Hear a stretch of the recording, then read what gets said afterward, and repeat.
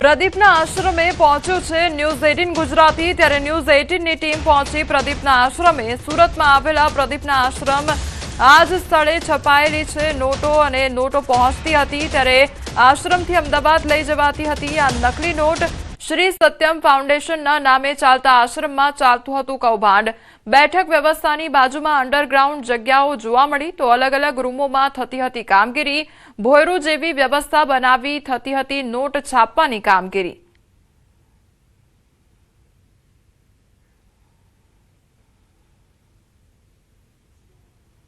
Ahmedabad crime બ્રાન્ચે 2 crore અને 10 લાખની નકલી નોટો ઝડપી પાડી છે। 6 લોકોની સંડોવણી સામે આવી હતી ત્યારે કનેક્શન પહોંચ્યું છે સુરત ખાતે। સુરતના યોગ ગુરુ પ્રદીપજી મહારાજની ઓફિસમાં આ કનેક્શન પહોંચ્યું છે। તેની ગાડીમાં આ નોટો અમદાવાદ ખાતે લઈ જવામાં આવી હતી। ખાસ કરીને સુરતના સરથાણામાં યોગ ગુરુ પ્રદીપજી છે તેમનો એક માણસ મુકેશ પટેલ છે।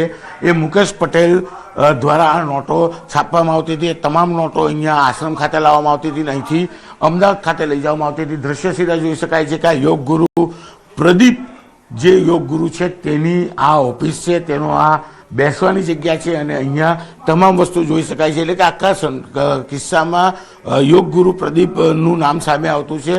શ્રી સત્ય ફાઉન્ડેશનના નામે આ જે જગ્યા છે તે ચલાવવામાં આવતી હતી। હું બીજું બી એક બાજુની રૂમનું દ્રશ્ય બતાવવા માંગીશ કે અહીંયા પોલીસ પહોંચી હતી અને કયા પ્રકારની તપાસ કરી હતી। દ્રશ્યો જોઈ શકાય છે કે આ એક નાની હોસ્પિટલ જેવું આયુર્વેદિક ચલાવતા હતા। અહીંયા ગઈકાલે પોલીસ દ્વારા તપાસ કરવામાં આવી છે। જે ટાંકો છે એ ચેક કરવામાં આવ્યો છે કે અંદર ભોયરામાં નોટો છાપવામાં આવતી હતી કે નહીં, તેને લઈને પણ તપાસ કરવામાં આવી છે। ખાસ કરીને ભૂતકાળમાં નોટો કેટલી છપાઈ છે, કેટલી બજારમાં ફરતી કરી છે, તેને લઈને પણ મોટા સવાલો ચોક્કસપણે ઊભા થયા છે। કેમેરામેન જીગર ગુગલ સાથે કીર્તેશ પટેલ, ન્યૂઝ 18 ગુજરાતી, સુરત।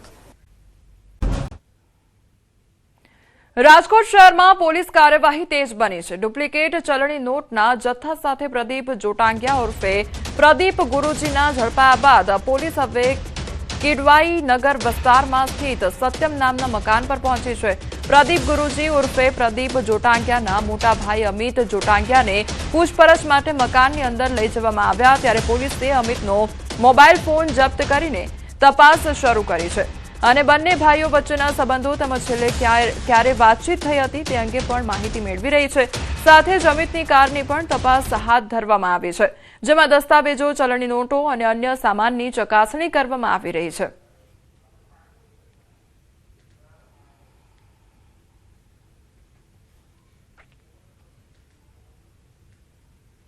નકલી ચલણી નોટ કૌભાંડના આરોપી પ્રદીપ જોટાંગિયા અંગે એક પછી એક ખુલાસાઓ થઈ રહ્યા છે। આરોપી 5 વર્ષ પહેલા રાજકોટમાં પણ સત્યમ યોગ એન્ડ હેલ્થ સેન્ટરના નામે ક્લાસ ચલાવતો હોવાનું સામે આવ્યું છે।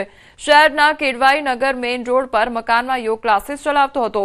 રાજકોટમાં પણ પોતાને ગુરુજી નામે ઓળખાવતો હતો। આ તરફ આરોપીનો ભાઈ ગુરુજીનો બચાવ કરતો દેખાવ હતો। કોઈએ ફસાવવા કાવતરું રચ્યાનું રટણ કર્યું હતું। સમય આવ્યે દૂધનું દૂધ અને પાણીનું પાણી થઈ જવાની પણ વાત કરવામાં આવી હતી।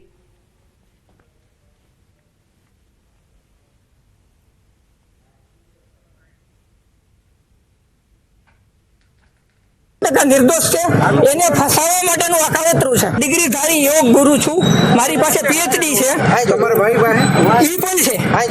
પણ સાંભળો, દેશને સવારે ઉઠીને 5 વાગે જે માણસ સારું કરવા જતા હોય કોકને યોગ કરાવવા, ઈ આવું કામ કરે। દૂધનું દૂધ અને પાણીનું પાણી સમય આવશે પકડાણી ખબર છે, પણ અહીં 4-5 વર્ષ પહેલા રહેતા અને યોગ સેન્ટર ચલાવતા ઘરે એ એના પપ્પા અને ગુરુજી તરીકે ઓળખાતા, પણ 5 વર્ષ પહેલા અહીંયા જ બધું ચાલતું એનું યોગાનું। તમે જોયા? હા, જોયેલા। કેટલા લોકો આવતા હશે અંદાજે? હા, યોગામાં ઘણા માણસો, લેડીઝ જેન્ટ્સ બધા આવતા, બરોબર। અને એ પોતે જાતા હોતા ને બીજે કે ક્લાસ ચલાવતા અને અહીંયા જ આખું પરિવાર રહેતું, બરોબર। હમણાં કાંઈ 2-5 વર્ષથી કાંઈ એનું અપડેટ નથી અહીંયા। પ્લસ ઈ 3D ફોટા, પછી ઇમેજ 3D એવું બધું વેચતા, બરોબર, એમનું કરતા ઈ। એટલે તમારું 3D જે ઓરા હોય ને એવા ફોટો, તમારો ફોટો આપો એટલે ઓરા ફોટો તમારો બનાવી દે, એવું બધું કરતા અલગ અલગ પ્રકારનું। અને યોગ હાલતા, યોગનું ક્લાસ ચલાવતા, બીજે જાતના ગુરુજી જ કેવડાવતા, પોતાની જાતના ગુરુજી જ કેવડાવતા। લાંબા વાળા હતા, એકદમ દુબળા પતળા હતા। બીજી તરફ પ્રદીપ જોટાંગિયાના ઘરે પોલીસ પહોંચી કિડવાઈ નગર સ્થિત મેઇન રોડ પર આવેલા સત્યમ નામના મકાન પર પહોંચી પ્રદીપ જોટાંગિયાના મોટા ભાઈ અમિત જોટાંગિયાની પૂછપરછ કરવામાં આવી રહી છે. અમિત પાસેથી મોબાઈલ ફોન મેળવી તપાસ શરૂ કરવામાં આવી છે.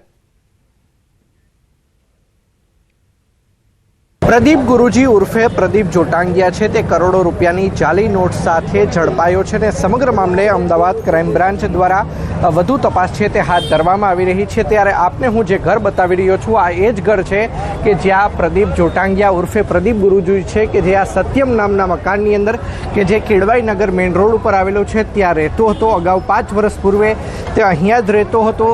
સાથોસાથ પોતાને નાડી વૈદ્ય તરીકે પણ ઓળખાવતો હતો તેમજ લોકોને દવાઓ તેમજ એક્સરસાઇઝ છે તે પણ કરાવતો હતો. તેનો પરિવાર છે તે અહીંયા રહેતો હોવાની માહિતી છે તે સામે આવી છે. તો સાથોસાથ તેનો મોટો ભાઈ અમિત જોટાંગિયા તે હાલ પણ અહીં રહે છે.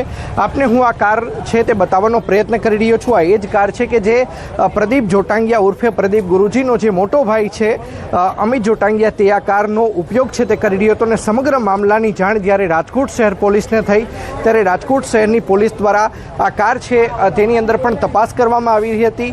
આ જે લેપટોપ બેગ છે લેપટોપ બેગની અંદર પણ તપાસ કરવામાં આવી રહી હતી. સાથોસાથ વાત કરવામાં આવે તો અંદર કોઈ પણ પ્રકારના સંદિગ્ધ દસ્તાવેજો છે કે કેમ, કોઈ વાંધાજનક ચીજવસ્તુઓ છે કે કેમ તે સહિતની બાબતો અંગે તપાસ છે તે કરવામાં આવી રહી છે. સાથોસાથ જોઈ શકાય છે કે અહીંયા બોર્ડ પણ લગાવવામાં આવ્યું છે કે ગુજરાત ચેરમેન ઓફ SSF આ 6731 નંબરની કાર છે તેની પણ પોલીસ દ્વારા છે તે તપાસ કરવામાં આવી રહી છે. સાથોસાથ હાલ અત્યારે સત્યમ નામનું જે મકાન છે કે જેની અંદર પ્રદીપ ગુરુજી ઉર્ફે પ્રદીપ જોટાંગિયાનો જે મોટો ભાઈ છે અમિત જોટાંગિયા કે જે હાલ અહીંયા રહે છે તેની પણ વિશેષ છે તે પૂછપરછ હાલ તે હાથ ધરવામાં આવી રહી છે. પોલીસ દ્વારા તેનો મોબાઈલ ફોન છે તે પણ તપાસ અર્થે કબજે લેવામાં આવ્યો છે. સાથોસાથ બંને ભાઈઓ વચ્ચે છેલ્લા કેટલાય સમયથી વાતચીત થઈ છે કે કેમ, છેલ્લે ક્યારે વાતચીત થઈ હતી, કયા પ્રકારની વાતચીત થઈ હતી તે સહિતની બાબતો અંગે પૂછપરછ હાથ ધરવામાં આવી રહી છે.